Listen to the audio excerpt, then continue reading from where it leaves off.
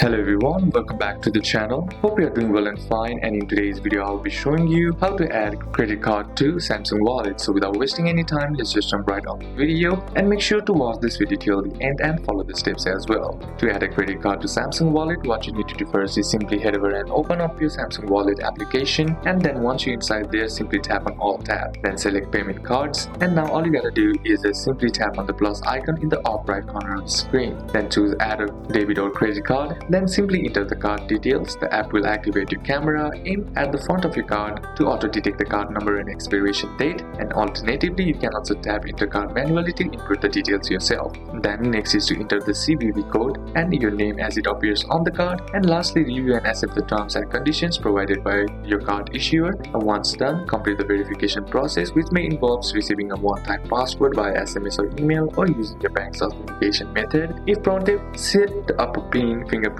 or iris scan for secure transactions, and once verified, your credit card will be added to your Samsung Wallet. So these are a couple of steps that you can apply, and that's it for today's video guys. Hope this video was useful to you. Leave a like if you did, comment down any questions that you had, and see you soon on the next one.